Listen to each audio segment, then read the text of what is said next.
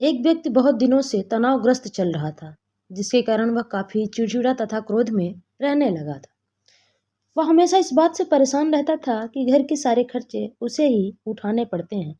पूरे परिवार की जिम्मेदारियां उसी के ऊपर है। किसी न किसी रिश्तेदार का उसके यहाँ रोज आना जाना लगा ही रहता था। उसने बहुत ज़्यादा खर्च करना पड़ता था, आदि आदि। इन्हीं बातों को सोचकर वह अक्सर काफ़ी परेशान रहता था और अपने बच्चों को अक्सर डांट देता तथा अपनी पत्नी से भी ज़्यादातर उसका किसी न किसी बात पर झगड़ा होता ही रहता था। इसी तरह समय गुजरता गया। एक दिन उसका बेटा उसके पास आया और बोला, पिताजी मेरा स्कूल का होमवर्क करवा दीजिए प्लीज़। वह व्यक्ति पहले से ही तनाव में था, इसलिए उसने बेटे को जोर से चाटा मार दिया और भगा दिया। लेकिन जब थोड़ी देर बाद उसका गुस्सा शांत हुआ तो वह बेटे के पास गया। उसने देखा कि बेटा गहरी नींद में सोया हुआ है और उसके हाथों में उसके होमवर्क की कॉपी है। उसने धीरे से जब कॉपी लेकर जैसे ही नीचे रखनी चाहिए, उसकी नज़र होमवर्क के टाइटल पर पड़ी। होमवर्क का टाइटल था, वे चीज़ें जो हमें शुरू में अच्छी नहीं लगती लेकिन बाद में वे अच्छी ही होती हैं। इस टाइटल पर बच्चे को एक पैराग्राफ लिखना था, तो उसने लिख लिया था। उत्सुकतावश उसने बच्चे का लिखा पढ़ना शुरू किया।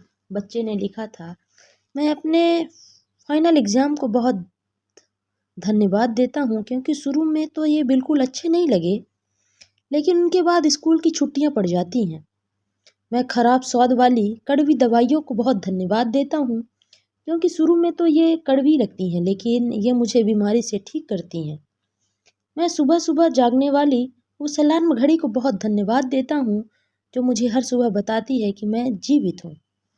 मैं ईश्वर को भी बहुत धन्यवाद देता हूँ जिसने मुझे इतने अच्छे पिता दिए, क्योंकि उनकी डांट मुझे शुरू में तो बहुत बुरी लगती है, लेकिन वो मेरे लिए खिलौने लाते हैं, मुझे घुमाने ले जाते हैं और मुझे अच्छी अच्छी चीज़ें खिलाते हैं। और मुझे इस बात की खुशी है कि मेरे पास पिता हैं, क्योंकि मेरे दोस्त राजू के तो पिता ही इस दुनिया में नहीं हैं। बच्चे का होमवर्क पढ़ने के बाद वह व्यक्ति जैसे अचानक नींद से जाग गया। उसकी सोच बदल गई। बच्चे की लिखी बात उसके दिमाग में बार बार घूम रही थी, खासकर वह अंतिम वाली लाइन। उसकी नींद उड़ गई थी। फिर वह व्यक्ति थोड़ा शांत होकर बैठा और उसने अपनी परेशानियों के बारे में सोचना शुरू किया।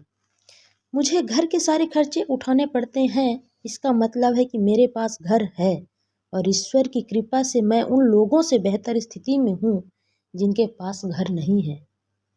मुझे पूरे परिवार की जिम्मेदारी उठानी पड़ती है, इसका मतलब है कि मेरा परिवार है, पत्नी, बच्चे हैं और ईश्वर की कृपा से मैं उन लोगों से ज़्यादा खुशनसीब हूँ जिनके पास परिवार नहीं है और वो दुनिया में बिल्कुल अकेले हैं। मेरे यहाँ कोई न कोई मित्र या रिश्तेदार आता रहता है, इसका मतलब है कि मेरा एक सामाजिक हैसियत है और मेरे पास मेरे सुख दुख में साथ देने वाले लोग हैं। मैं बहुत ज़्यादा खर्च करता हूँ, इसका मतलब है कि मेरे पास अच्छी नौकरी है और मैं उन लोगों से बेहतर हूँ जो बेरोजगार हैं या पैसों की वजह से बहुत ही चीज़ों में की सुविधाओं से वंचित हैं। हे मेरे भगवान, तेरा बहुत बहुत शुक्रिया। मुझे माफ़ करना, मैं तेरी कृपा को पहचान नहीं पाया। और इसके बाद उसी सोच उसकी सोच एकदम से बदल गई।